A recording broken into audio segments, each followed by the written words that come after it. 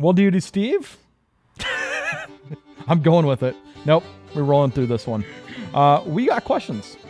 We don't. I don't think we have to do this part.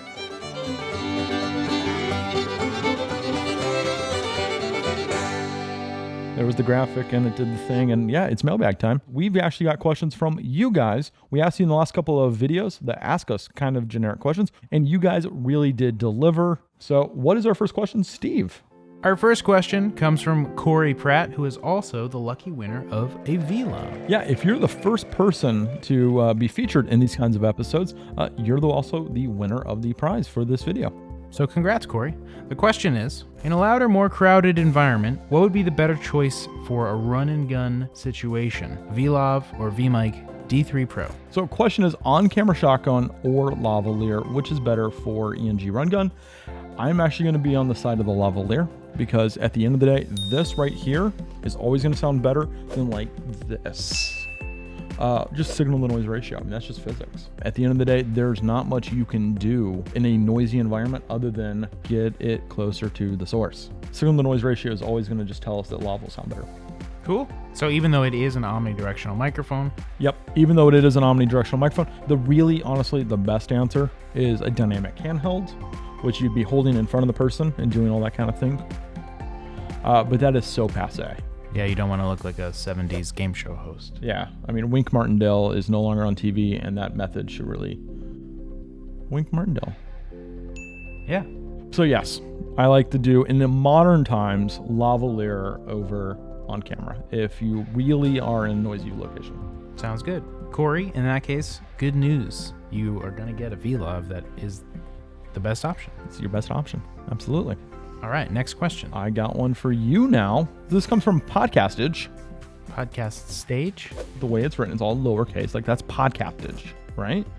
Back to the question though. What's your favorite movie death? My favorite movie death is from this movie called Sometimes a Great Notion. It's a logger, and he gets his arm trapped under a log, and then the river rises, or I guess it's a lake, maybe there's a tide, and then he drowns like with his buddy right there, like very slowly as the water comes up. It's particularly, almost like absurdly distressing. What's your favorite movie death? It's the duo. Has Kevin Hart ever died in a movie? What's the most disgusting Foley used for a kill that you've heard of? That's a good, gross question. There's a lot of gross sounds out there. I think particularly for me, it's spaghetti. The way people like manipulate spaghetti with their fingers and hands, used for like disembowelments. There's just something really yucky about that wet noodle noise. Mine is also a disembowelment kind of death sound, and that is cantaloupe. And that is because that is the worst item on a brunch menu. Next question. From a business perspective, this is a serious question. Ooh. How has it been starting Deity and growing it? Anything you wish you had done differently? What you learned? What was awesome? Close calls, etc. Anything I would do differently, I can definitely tell you because this is the most recent. I wish we had not joined TikTok. On a serious note though, when we started this, like I had this notion like, well, we only had one shotgun. I'm going to freelance on the side still. And that quickly became, instead of taking gigs on Saturdays, it became, I'm going to take conference calls. And you really got to be able to put in that work. But at the end of the day, when the work is rewarding, every now and then we get those emails that say like, hey, I just bought your microphone. It saved my project. And those are such the rewarding emails. Like one of those emails can really just kind of humble you and remind you what you're doing, and helping them with their careers and start their passions is probably just equally as inspiring. Yeah, I mean, similarly for me, it's just seeing the changing attitudes of particularly YouTube reviewers as they talk about our products. You know, in the beginning, it was almost this obligatory, like, I guess there's this like interesting new brand, like we'll talk about this new microphone. And now it's sort of become an excitement, like check out this new Deity thing. So there's like both trust in the brand and also genuine excitement for the product. So that's just really cool to see. Yeah, and as for close calls, the very last part, what was awesome, what was close calls, you can't find this. But when we started Deity, we were scraping the bottom of the barrel in terms of curated content. We were doing SpongeBob memes. You can be the boom operator. I thought Sandy was the boom operator. Did somebody say boom? It quickly went from that to, diving deep into some of these really cool behind-the-scenes footages that have inspired us to also kind of go further and deeper with the community. Did we still do a SpongeBob man? We've been informed that there was a recent SpongeBob meme. We did one 2 weeks ago. That's true. I don't use Facebook anymore. Okay, next question comes from Tyson Murray, who asks, what is the best way to rig a wireless transmitter to a boom pole on set? This is a very good question. I built a demonstration model right here.